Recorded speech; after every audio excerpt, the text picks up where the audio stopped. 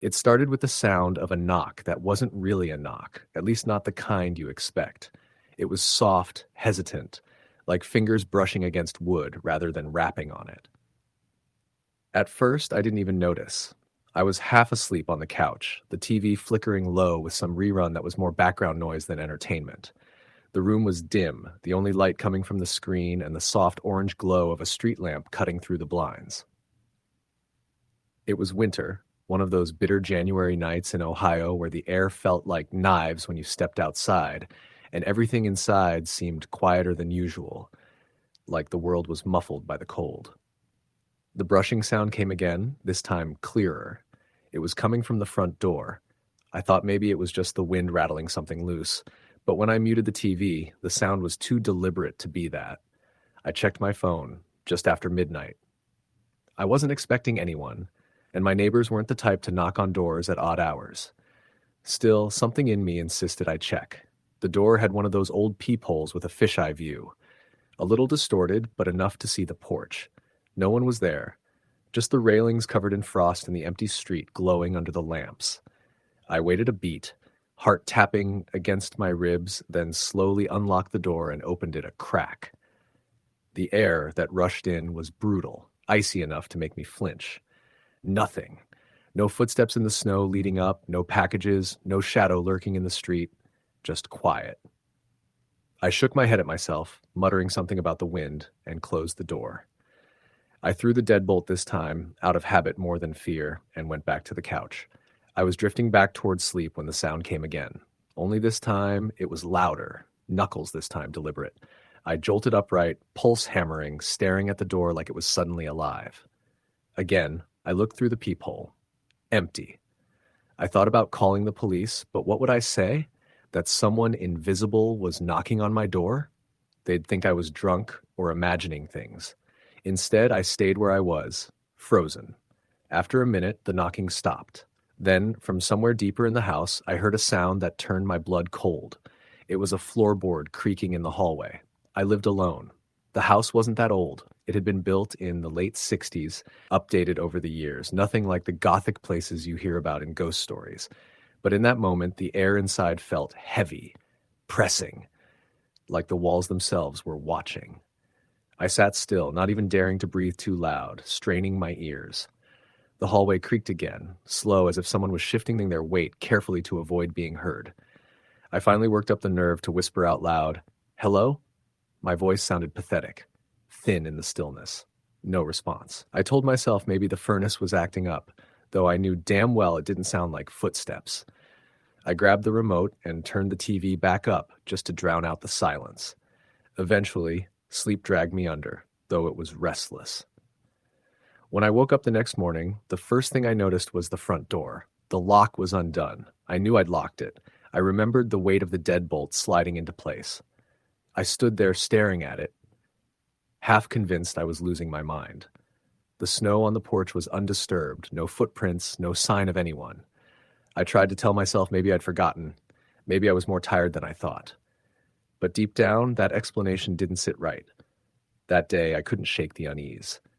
I kept replaying the night before in my head, trying to convince myself it was nothing. But when night fell again, the anxiety doubled. I locked every door and window, checked them twice, even left a light on in the hallway. Around 1 a.m., the knocking came back. This time, not at the front door. It was at the back door. The back of the house led to a small deck that overlooked the yard, fenced in. No one had any reason to be back there. I froze in my bed, listening to the slow, deliberate knocks echoing through the house. They weren't frantic or hurried. They were patient, as if whoever it was knew I was awake and waiting. I didn't get up.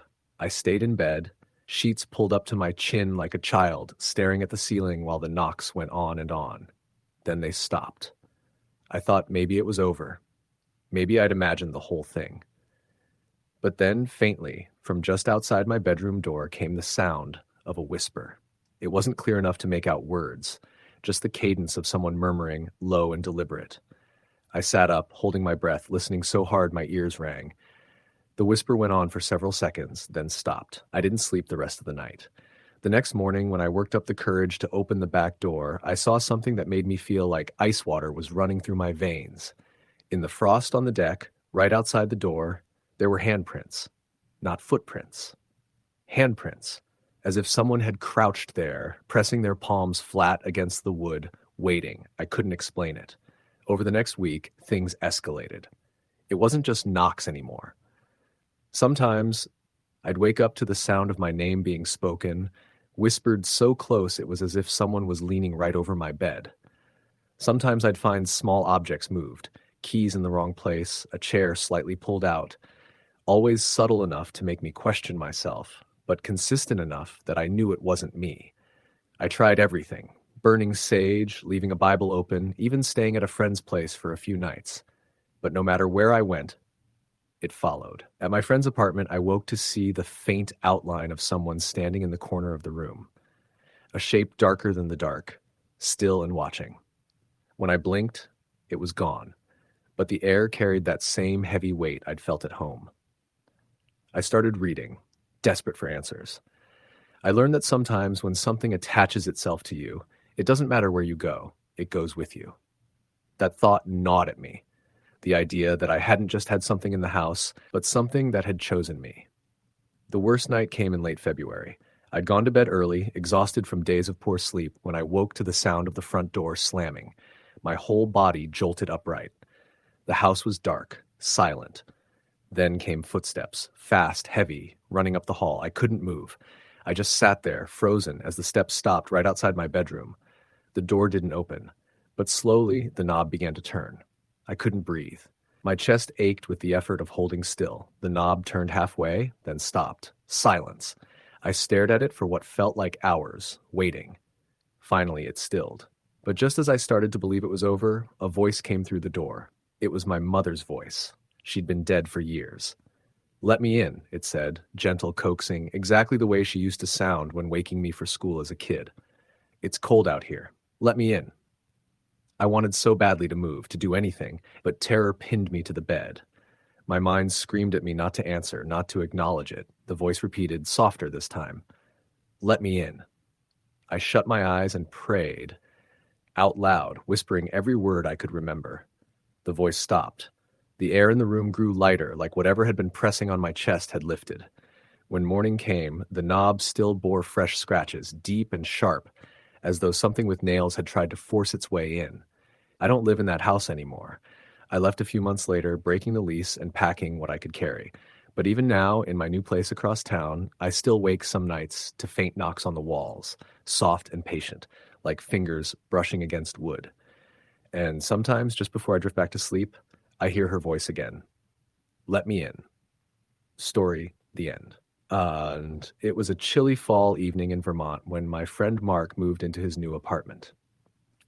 The building was old, built some in the early 1900s, nestled between towering maples whose leaves had started to turn brilliant shades of red and orange. Mark had taken the place sight unseen, lured by the low rent and the quaint charm of the neighborhood. I was visiting from Boston and decided to spend the weekend with him, partly to help him unpack, and partly because I love that kind of old New England vibe. The first night there, everything felt normal enough. The apartment had creaky wooden floors, high ceilings, and those old-fashioned radiators that hissed as they warmed the room. Mark joked that the place had character, but we both agreed it was a little drafty and the wiring seemed ancient. Around midnight, after we'd finished unpacking most of his things, we settled in the living room with beers and a movie. As the credits rolled, the old house settled with its usual groans and sighs. We were about to call it a night when Mark paused, suddenly quiet. "Did you hear that?" he asked, eyes narrowing. I strained to listen. There was a faint tapping noise coming from somewhere inside the walls.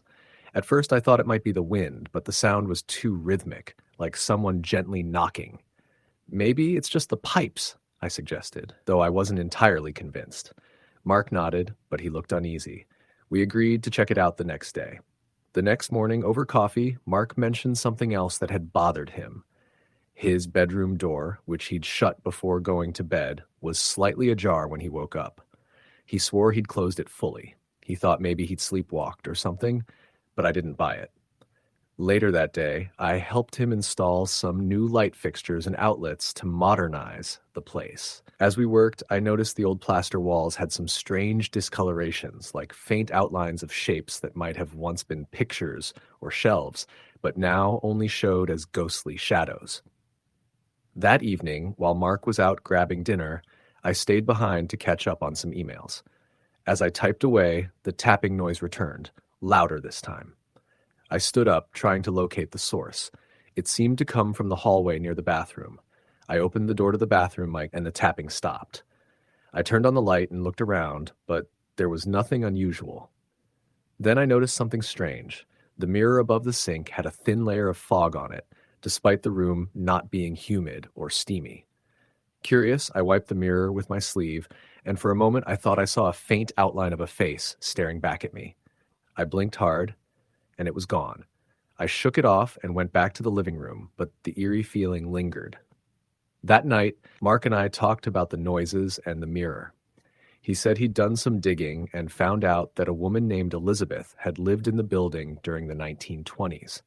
She was said to have died under mysterious circumstances, alone and heartbroken. We laughed nervously at the thought of a ghost, but neither of us really dismissed it. Over the next week, strange things kept happening. Lights flickered without explanation. Cold spots appeared in certain rooms. Mark's cat refused to enter the hallway, hissing at empty corners. One night, I woke to the sound of footsteps pacing outside my bedroom door. When I looked out, the hallway was empty. Mark admitted he'd been having vivid dreams of a woman in a vintage dress, staring sadly from the foot of his bed. We both felt watched, like the apartment wasn't quite empty. One afternoon, I found an old journal tucked behind a loose brick in the fireplace. The faded handwriting belonged to Elizabeth, chronicling her days trapped in the apartment by an abusive husband who had disappeared one stormy night. Her last entry was chilling. "If I am to be alone forever, may this house keep my memory alive." From then on, the tapping turned to soft whispers that echoed faintly through the walls at night. We never saw Elizabeth, but her presence was undeniable, a sorrowful echo of a life trapped in time. Eventually, Mark decided to move out. The apartment, beautiful as it was, felt like a tomb. Years later, I still think about those nights and wonder if some spirits really do linger in the shadows, waiting to be heard. Story: the end. It was late October when my cousin Jake decided to move into an old farmhouse outside a small town in Pennsylvania. The house had been in his family for generations, but no one had lived there for decades. Jake, always a bit of an adventurer and skeptic when it came to ghost stories, thought it would be a perfect getaway from the city chaos. The town was quiet, surrounded by thick woods and farmlands, the kind of place where people locked their doors more out of habit than fear. I remember the first night I stayed over with him. The house was creaky, the wood floors groaning underfoot, and the wind outside sounded like it was whispering secrets through the old trees. Jake laughed it off, saying it was just the house settling, but I felt a chill every time a door slammed shut by itself or a floorboard creaked when no one was there. The first few nights, the disturbances were subtle. Misplaced items, the sound of footsteps in the hallway when we both knew no one else was home. One night, about a week after he moved in, I woke up at 3:13 a.m., the exact time my phone's clock read. I'd been hearing a faint tapping sound, like nails tapping against wood. At first, I thought it was rain on the window, but the windows were shut tight. The tapping was slow, rhythmic, coming from the ceiling above the bedroom. I nudged Jake, who was dead asleep, but the tapping continued. It was so steady and persistent, I finally got up and checked the attic hatch in the hallway. I pushed it open, expecting maybe a raccoon or some animal had found its way in, but the attic was empty, dark, and cold. Over the next few weeks, the tapping turned into footsteps, heavy and slow, pacing back and forth right above us. Sometimes it was accompanied by soft murmurs that faded when we turned on the lights. Jake started recording the noises on his phone, hoping to catch proof of something. The recordings were strange, distorted voices, low hums, and at times what sounded like a woman softly crying. We both tried to rationalize it as old house noises amplified by the night or the wind playing tricks. One evening, Jake invited some friends over for a small gathering. The house felt alive that night. The fire crackled in the old stone fireplace, and the smell of cider and pumpkin spice filled the air. But around midnight, the atmosphere shifted. The temperature dropped sharply, and the laughter died down as everyone started feeling uneasy. Suddenly, the lights flickered, and the tapping turned into a loud banging that echoed through the walls. A few of Jake's friends swore they saw shadows moving just beyond the corners of their vision. One of them, Claire, insisted she saw a tall figure standing at the top of the staircase, staring down at us with hollow eyes. After that night, Jake was determined to learn more about the house's history. He visited the local library and town archives, digging through old newspapers and records. What he found was unsettling. The farmhouse was built in the 1800s by a man named Samuel Whitaker, who had lost his wife and daughter in a tragic fire that consumed part of the house. Rumors said that Samuel, driven mad by grief, disappeared without a trace. Some townsfolk whispered that the house was cursed, haunted by the spirits of the lost family members. Jake shared the story with me, and it explains so much of the strange occurrences. But the hauntings didn't stop. If anything, they got worse. One night I was lying awake when I felt a cold breath on my neck, like someone was whispering my name. I turned around quickly, but no one was there. The shadowy figure Claire described appeared more frequently, always at the edges of rooms, vanishing when you looked directly at it. The most terrifying moment came when Jake and I decided to stay up all night to confront whatever was there. We sat in the living room, lights off except for a single candle, waiting. Around 2 a.m., the house seemed to hold its breath. Then, from upstairs, we heard the softest lullaby, a mother singing. The voice was sorrowful, filled with longing and pain. The candle flickered wildly, and we felt a sudden pressure in the room like we weren't alone. Jake called out, "If you're here, show yourself." The air grew thick, and the temperature plunged. Suddenly, a figure appeared at the top of the stairs, a woman in an old-fashioned dress, her eyes filled with tears. She looked right at us, her mouth opening to speak, but no sound came out. Then she slowly faded away. After that night, Jake decided to move out. So, the house, as beautiful as it was too heavy with sorrow and restless spirits. Before leaving, he left a note in the attic, a simple message of peace for anyone who might still be trapped there. Sometimes, I still think about that farmhouse and the spirits within. They weren't malicious, just lost and waiting. And sometimes, late at night, I swear I can still hear that lullaby carried on the wind from that lonely house in Pennsylvania. Story the end. It was late October when Mark moved into the old house on the outskirts of a small town in Pennsylvania. The place had been empty for years, and the realtor had warned him about some of the rumors. But Mark, a practical man in his early 30s, dismissed the stories as local folklore. He'd always wanted a quiet place to write his novel, and the low price on the house seemed like a perfect opportunity. The house itself was a typical late 1800s farmhouse. Weathered wood siding, creaky floorboards, and a porch that sagged just a little on one side. Inside, dust covered every surface, and the smell of aged wood and mildew hung in the air. Mark spent the first few days cleaning, unpacking boxes, and setting up his workspace in the living room near the big bay window. At first, everything seemed normal. The nights were quiet, except for the occasional hoot of an owl or the rustle of leaves in the wind. Mark enjoyed the peaceful solitude after years in the city, but it wasn't long before he started noticing little oddities. One evening, as he was settling down to write, he heard footsteps coming from the hallway. They weren't loud, just soft, slow steps, but the house was supposed to be empty except for him. Mark paused, listening intently. The footsteps stopped near the bedroom down the hall. He stood up and called out, "Hello? Is someone there?" There was no answer, and when he checked the bedroom, it was empty. He shrugged it off as the house settling. That night, he slept with the door closed, but around 3 a.m., he was awakened by the faint sound of whispering. It was hard to make out, like distant voices overlapping. He sat up, heart pounding, but there was no one there. The whispering stopped as suddenly as it began. Over the next few nights, these occurrences increased. Sometimes Mark would find objects moved from where he'd left them. A chair slightly pulled out from the table, a book on the floor when it had been on the shelf, a glass of water half empty, though he didn't remember drinking from it. The cold spots became noticeable too. sudden chills that crept along his spine when he walked certain parts of the house. One afternoon, Mark decided to investigate the attic, a place he'd avoided because of the dust and cobwebs. Using a flashlight, he climbed the narrow staircase and pushed open the creaky door. The attic was filled with old furniture, broken crates, and a few forgotten trunks. As he rummaged through a chest, he found a faded photograph tucked inside the lid. The black and white photo showed a family, a man, woman, and a little girl standing in front of the same farmhouse. The man's face was stern but familiar somehow.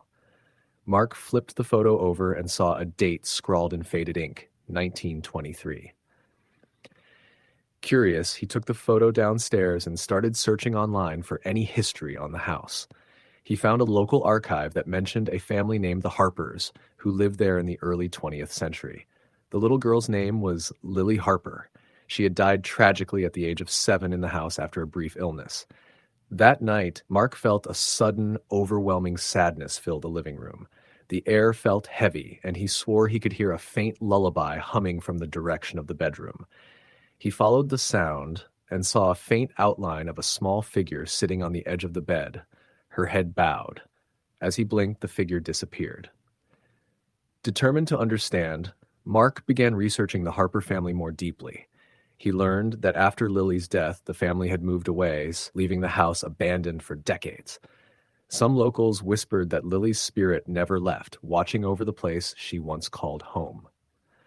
Mark began talking to neighbors, who told him stories about strange lights in the windows late at night, cold drafts, and soft singing carried by the wind.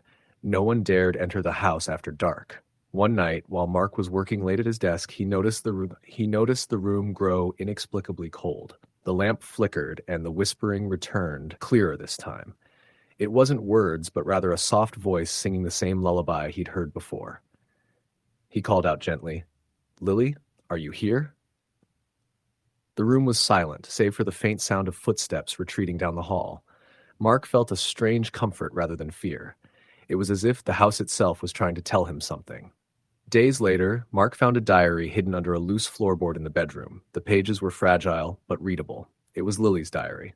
The entries described her days playing in the garden, the stories her mother told her, and her dreams of becoming a teacher one day. The last entry was written just days before her death, full of hope and love. Mark placed the diary on the bedside table and read it every night before sleeping. The eerie feelings in the house lessened, and the whispering lullaby faded into silence. It was as if Lily had found peace. Mark never saw the ghostly figure again, but sometimes he would feel a gentle presence watching over him, a reminder that some spirits linger not to haunt, but to protect. He finished his novel that winter and moved out the following spring, leaving the old house behind. But he never forgot the little girl who had shared a piece of her life with him, and how her quiet presence had helped him through the darkest nights. Story: the end. It was a chilly October evening in the small town of Millfield, Massachusetts, a place where everyone knew each other and stories about the past seemed to linger in the air like the morning fog that rolled over the quiet streets. The leaves were turning that perfect shade of burnt orange and crimson, the kind that signaled the approach of Halloween, though nobody in town celebrated much anymore. Too many memories, too many things that people preferred to forget. Jake Morgan had recently moved back to Millfield after a decade away in Boston. He was 32, a freelance writer with a love for old houses and the stories they held within their walls. He'd inherited his grandmother's house, a rambling colonial on the edge of town, nestled near the woods. The house had been in the family for generations, but no one had lived there in years. His grandmother had passed away the previous winter, and Jake thought it was time to reconnect with his roots. The first night in the house was typical, unpacking boxes, setting up the old desk by the window, and sorting through the attic for anything worth keeping. The house creaked and groaned like old wood tends to do, but otherwise, everything seemed normal. Still, there was an unshakable feeling Jake couldn't quite explain, a kind of heavy silence that pressed on his chest. At around midnight, as he was finishing a cup of black coffee, he heard it, a faint scratching coming from the basement. Jake froze, listening. The basement door was at the end of the hallway, painted a dull gray, slightly warped by years of humidity. He didn't expect anyone to be down there. The house had been empty for so long. Curiosity got the better of him. Grabbing a flashlight, he descended the narrow wooden stairs, the beam cutting through the darkness. At the bottom, he found nothing. No sign of anything disturbing. Just old boxes, some covered furniture, and the faint smell of damp earth. He chalked it up to rodents or some other animal, made sure the door was securely closed, and went back upstairs. The next few days passed without incident, but Jake found himself growing restless. His writing stalled, and the house felt colder than it should be.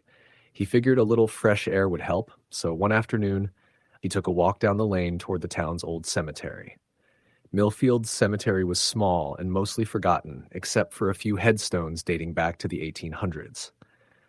As Jake wandered among the weathered stones, the sky grew overcast. The air felt thick, like the world itself was holding its breath. That's when he saw her.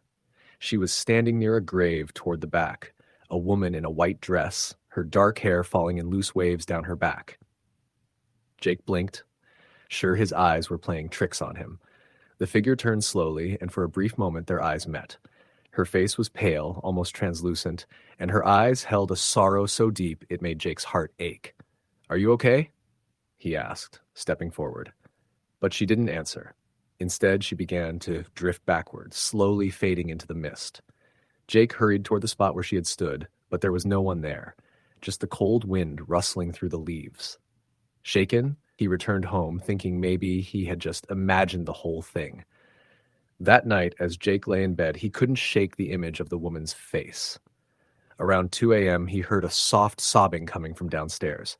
He got up and followed the sound to the living room, where the fireplace sat cold and empty. The sobbing seemed to come from the kitchen. Jake switched on the lights, but there was no one there. The sobbing stopped as suddenly as it had started. He tried to convince himself it was just loneliness getting to him. After all, he was the only person in the house. Over the next week, strange things continued to happen. Doors he was sure he'd locked would be open in the morning. Objects moved ever so slightly when he wasn't looking. At times, he felt a cold breath on the back of his neck, only to turn around and find nothing. Determined to get some answers, Jake began to research the history of his grandmother's house. He discovered that the house had once belonged to a woman named Margaret Wilkins, who had lived there in the late 1800s. According to town records, Margaret's fiancé had died in a tragic accident just days before their wedding. After his death, she had been devastated and eventually disappeared, never leaving the house again. Rumors among the townsfolk said that Margaret's spirit still lingered in the house, waiting for her lost love. Jake felt a chill. Could the woman he had seen in the cemetery be Margaret? One evening, he set up a voice recorder and sat quietly in the living room, hoping to capture any unusual sounds. Hours passed, and just as he was about to give up, the recorder crackled to life. A faint whisper drifted through the static. "Why won't you come back to me?" The hairs on Jake's arms stood up. "Who are you?" he whispered back. Silence. The next day, Jake found an old diary tucked away in the attic, belonging to Margaret Wilkins. Her last entry was haunting. "Every night I wait, hoping to see him, but the shadows only grow longer. Will he ever return to me, or am I doomed to wander these halls alone?" That night, the sobbing returned, louder and more desperate. Jake spoke softly. "Margaret, I'm here." A soft light appeared near the fireplace, flickering like a candle flame. Gradually, the outline of a woman formed, her expression a mixture of sadness and relief. "I'm sorry for the pain," Jake said, feeling strangely calm despite the surreal moment. Margaret's apparition nodded slowly, her figure shimmering. "Tell him, I'm waiting," she whispered. Then the light faded. Jake sat quietly until dawn, feeling the weight of the house's sorrow lift slightly. In the days that followed, the disturbances lessened. The cold spots disappeared, the doors stayed shut, and the house felt warmer. Jake knew Margaret's spirit hadn't left entirely, but somehow acknowledging her presence had brought peace. As he drifted off to sleep that night, the house settled into silence, and for the first time in weeks, Jake felt safe. Story the end. It started with something small, the kind of thing that doesn't really catch your attention until it's happened a few times. I had just moved into a small rental house outside of Harrisburg, Pennsylvania. the kind of one-story place that looked like it had been standing since the 1950s. It wasn't anything special, but the rent was cheap, and after my last apartment in the city had been broken into, I thought I'd be better off somewhere quieter. The neighborhood was quiet, almost too quiet at night. The nearest neighbor's porch light was barely visible through the trees, and the roads out there stayed dark unless someone drove by with their headlights on. The first week was uneventful. I unpacked my boxes, set up the bedroom, and told myself this was going to be a fresh start. But the second week, I started noticing odd things. At night, I'd be sitting on the couch with the TV off, scrolling through my phone, and I'd hear what sounded like footsteps in the hallway. At first, I told myself it was just the house settling or maybe a mouse in the walls. Old houses make noises, and I knew that. But the sound was distinct. The weight of it wasn't like a mouse, and it wasn't random creaks. It was paced, slow. One night, I decided to test myself. I muted my phone and sat in silence. The air in the house felt heavy, like I could almost hear my own heartbeat in the quiet. Then, faintly, from the hallway just past the bedroom, I heard it again, a footstep, then another. I held my breath and leaned forward on the couch, straining to listen. The sound stopped as suddenly as it started, as if whoever or whatever it was had realized I was listening. The next morning, I checked the floors. They were old hardwood, scuffed and scratched, but I couldn't find anything that explained why it would sound like someone was walking there. Still, I brushed it off. I told myself it was in my head, maybe nerves from moving to a new place. But the footsteps weren't the end of it. A few days later, I woke up around 3 a.m. to the sound of my bedroom door slowly creaking open. I froze. The lock on that door didn't work, but I always closed it before bed. Lying there in the dark, I stared at the thin outline of the door against the dim light from the window. It opened a few inches, stopped, then stayed there. My mouth went dry, and every hair on my body stood up. I waited, thinking maybe I had imagined it, but no, when I sat up, I could see the door was wider open than before. I didn't hear anyone. I didn't see anything. I stayed awake until the sun came up, my eyes darting back and forth at the shadows in the room. From then on, I started noticing more things. The hallway closet door would be open in the mornings when I was sure I had closed it. My kitchen chair was pulled out slightly from the table. The bathroom light, which I never used at night, would sometimes be on when I woke up. Little things, easy to brush off individually, but stacked together, they made my stomach twist. I kept telling myself it was me, that I was forgetful, that I was letting paranoia get the best of me. But the unease kept growing, and the house didn't feel like mine anymore. It felt like I was being tolerated inside of it, as if the house itself, or something inside, was aware of me. The worst night came during a storm. The rain hammered against the windows, and thunder rolled so hard the floor vibrated. The power flickered once and went out completely, leaving the place in total darkness. I lit a candle and sat on the couch, trying to calm myself. I was already tense from the storm, so when I heard a loud thud from the bedroom, I almost dropped the candle. I got up, telling myself maybe something fell, maybe the wind shook the house. But when I walked down the hallway, the air was cold. Unnaturally cold, like I had just stepped into a freezer. The hairs on my arms lifted, and I could see my breath in the dim candlelight. My bedroom door was wide open. I had shut it earlier, I was sure of it. I stepped inside and my stomach dropped. The candle flame flickered wildly, like something had just passed by. My blankets were pulled halfway off the bed, draped over the floor like someone had yanked them in a hurry. And then, clear as day, I heard a whisper. Not loud, not enough to make out the words, but right there in the room with me. It came from the corner, near the closet. I froze, gripping the candle tighter. My first instinct was to run, but my legs wouldn't move. The whisper came again, a little louder, a little clearer, like someone trying to form words but struggling. My heart pounded in my ears. Finally, I forced myself to move, backing out of the room, not taking my eyes off that corner. I spent the rest of the night in my car, rain slamming against the roof, too scared to go back inside until morning. When the daylight came, I walked through the house. Everything looked the same, except the bedroom closet door was open, wide enough for someone or something to step out. From that point forward, I couldn't shake the feeling of being watched. In the middle of the night, I'd wake up with the sense that someone was standing right next to the bed. I'd open my eyes, and though no one was there, the air felt heavy, pressing down on me. I stopped sleeping well, dozing off in short bursts, and waking up in a panic. I tried to tell a friend about it, but the words sounded crazy when I said them out loud. He laughed and told me I was just jumpy. Maybe I was stressed from the move.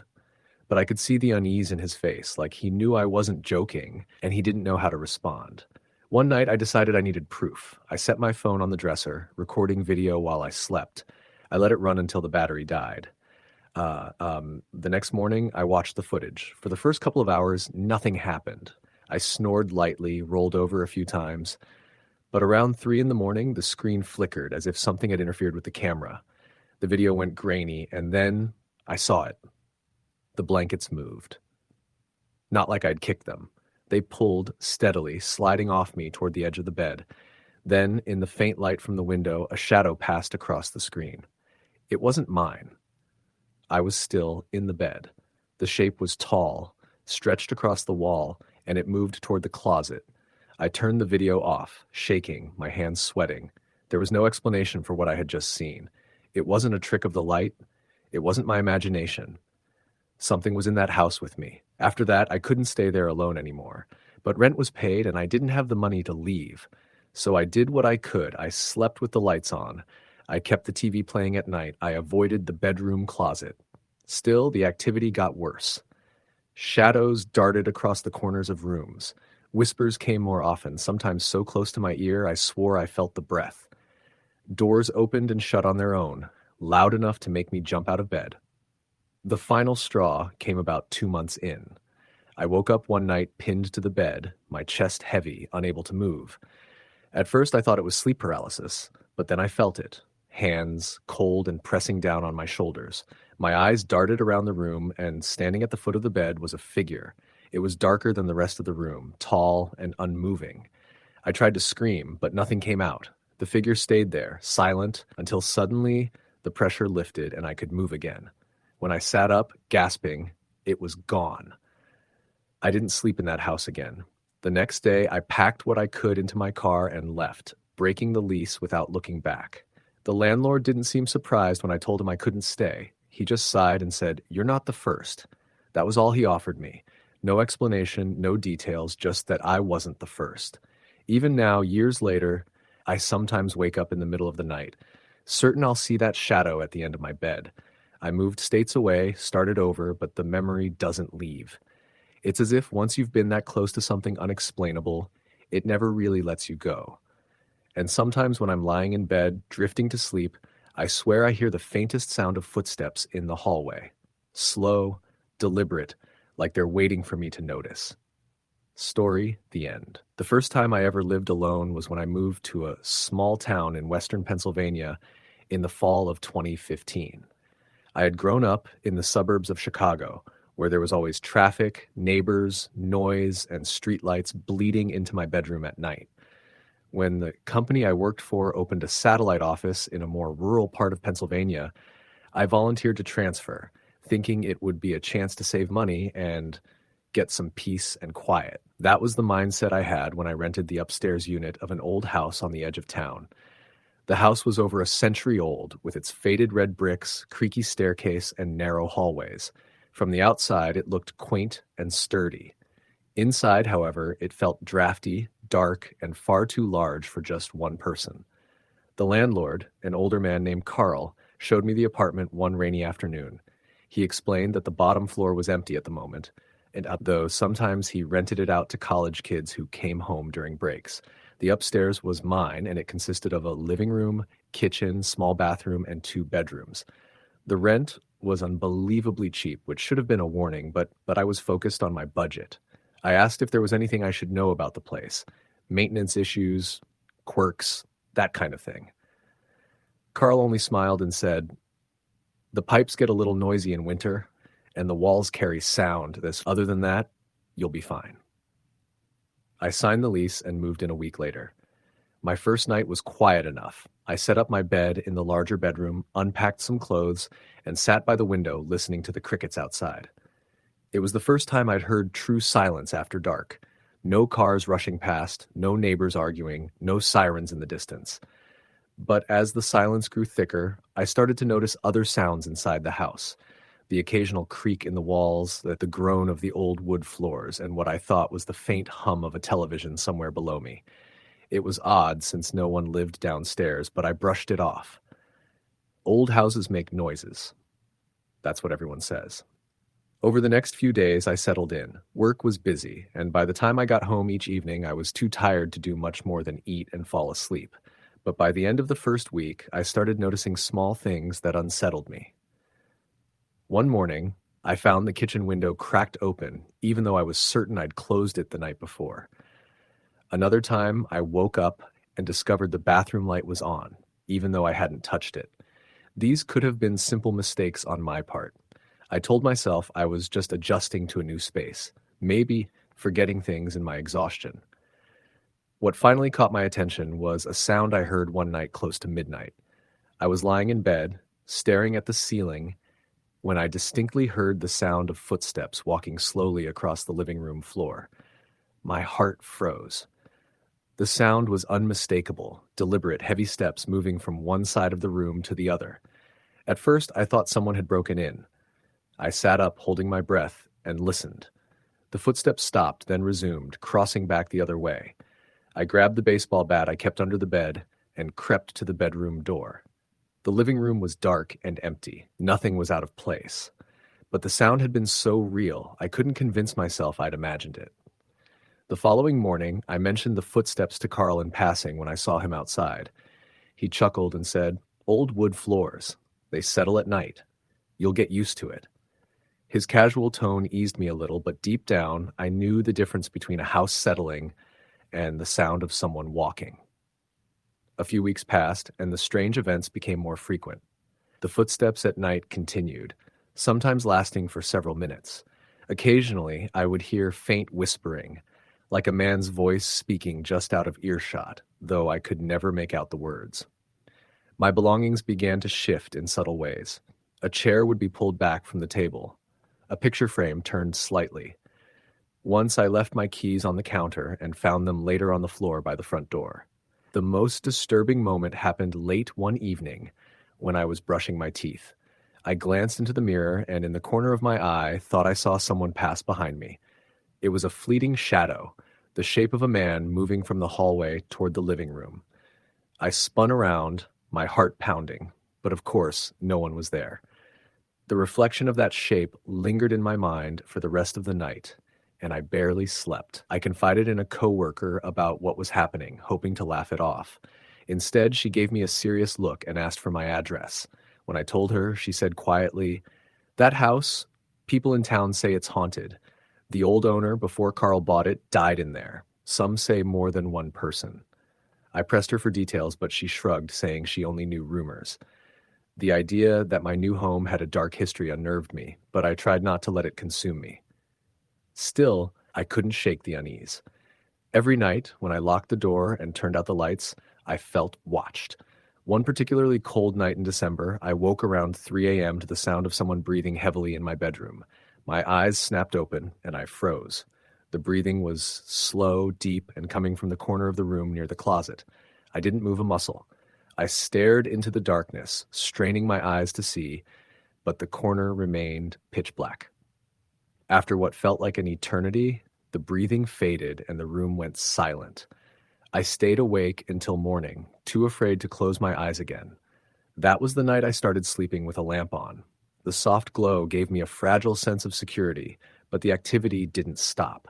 If anything, it escalated.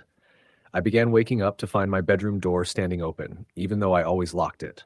The footsteps now circled my bed some nights, slow and deliberate, as if something was pacing around me. More than once, I felt the mattress dip slightly, like someone had sat down beside me. By January, I was a wreck. Lack of sleep was affecting my work, and my nerves were frayed. I tried burning sage, leaving a Bible on the nightstand, even praying before bed, things I'd never normally do, but nothing helped. The worst experience came during a snowstorm one night. The wind howled outside, rattling the old windows, and I was curled up under the blankets when I heard the bedroom door creak open. I sat up, heart hammering, and saw the shadow of a man standing in the doorway.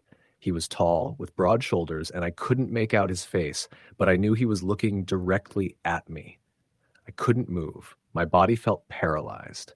The shadow slowly stepped into the room, crossing the floor until it was right beside my bed. Then it leaned down, close to my ear, and I swear I heard a low whisper, "Get out!" The next morning, I packed a bag and stayed at a motel for 3 days. I debated breaking my lease, but financially, I didn't know how I'd manage. When I finally went back, the apartment was eerily quiet, almost as if nothing had ever happened. But I knew better. The air itself felt heavy, charged with something unseen. I lasted 2 more months before I finally broke. One night in March, I was jolted awake by the sound of a door slamming. I leapt up and turned on the light, only to find the living room in disarray. The chairs were overturned, the picture frames off the walls, and the front door stood wide open, snow blowing inside. I ran out, didn't even grab a coat, and drove away in my car. I never spent another night there. I moved into a new apartment across town, a bland, modern building with fluorescent lighting and paper-thin walls. It wasn't charming, but it felt safe. The nightmares stopped after a while, and the tension I carried finally began to fade. A year later, I ran into Carl at a diner. He asked how I was doing, and I told him I'd moved on. I hesitated before asking him directly if he knew anything about the house. He sighed and stirred his coffee. Finally, he admitted that yes, the house had a reputation. A man had lived there in the 70s, alone and reclusive, and was eventually found dead in the downstairs unit. Some locals claimed he never really left. Carl said he never mentioned it to tenants because most didn't stay long enough for it to matter. He smiled when he said this, but there was something guarded in his eyes, as if he knew more than he was willing to share. I sometimes drive past that house when I'm back in that part of town. The curtains are usually drawn, the yard overgrown. I don't know if anyone lives there now, but every time I see it, I get that same tight feeling in my chest, remembering the footsteps, the whisper, and the shadow at my bedside. I tell myself it was all just stress, exhaustion, tricks of the mind, but then I remember the way the air felt heavy in that place, like the house itself was breathing. And deep down, I know that whatever was there is still there, waiting for the next tenant to move in. Story the end. It was a cold, quiet evening in late October when I moved into the old Victorian house on Maple Street, just outside of Boston. I had been looking for a new place to settle down after college, something affordable but with character. The house was perfect, creaky wooden floors, a large fireplace, and enough rooms to keep my workspace separate from my living area. The previous owner, an elderly woman named Mrs. Whitaker, had lived there for over 50 years, and her niece sold it after she passed away. The first night was peaceful, despite the occasional groan of the old house settling. I was tired from unpacking, so I went straight to bed in the room at the front of the house, overlooking the street. As I drifted off, I noticed a faint smell of lavender and old wood, which reminded me of my grandmother's house. It was comforting, like a warm hug. Around midnight, I woke up suddenly. I wasn't sure why, but I felt an odd chill in the air, like a window had been left open. I sat up, pulling the blankets tighter around me, and listened. The house was still, except for the soft creaking from the floors and the whisper of the wind outside. Then I heard it, a soft humming, almost like a lullaby, coming from somewhere downstairs. I debated whether to investigate or just chalk it up to my imagination. Curiosity got the better of me. I slipped on my slippers and slowly made my way down the narrow staircase, the wooden steps protesting with each step. The humming grew clearer as I reached the living room. It was a gentle, almost melancholy tune, and I realized it sounded like an old hymn. The room was bathed in moonlight, filtering through the large bay windows. The fireplace was cold and empty, no sign of anyone there. I called out softly, "Hello?" But the only response was the humming fading away like a breeze. I felt a strange mixture of fear and sadness, as if someone was trying to share a memory, a moment long past. I returned to bed, but couldn't shake the feeling that I wasn't alone. Over the next few nights, the humming returned, always around midnight, always the same soft tune. I started keeping a journal, trying to note every detail. Then, one night, I heard footsteps on the porch outside, slow and deliberate, but when I looked out, no one was there. A few days later, I was exploring the attic. It was dusty and filled with old trunks and faded photographs. I found a small wooden box, carefully carved with flowers and vines. Inside were letters and a faded photograph of a young woman in a long dress, holding a baby. The letters were from the 1920s, addressed to a Mrs. Whitaker, from her daughter who had died during childbirth. The daughter's name was Evelyn. Reading the letters, I learned Evelyn had died tragically, and the baby had been sent to relatives far away. Mrs. Whitaker never spoke much about it, carrying the grief silently. Suddenly, the humming from before made sense. It was probably Evelyn's lullaby, a mother's love echoing through time. One evening I sat by the fireplace with the box and letters. As the clock struck midnight, the humming started again, softer this time. The temperature dropped, and I saw a faint mist forming near the window. The mist took the shape of a woman, wearing a long dress, her face gentle but sorrowful. She looked toward the photograph in my hands and whispered, "Thank you." After that night, the humming stopped. The footsteps vanished. It was as if Evelyn's spirit had found peace, finally reunited with the memory she had left behind. I kept the letters close, feeling honored to have been part of their story. Living in that old house taught me that some spirits don't haunt out of anger or revenge. Sometimes they just need to be remembered. And on quiet nights, when the wind is just right, I still catch a faint lullaby on the breeze, reminding me that love never really dies. Story, the end.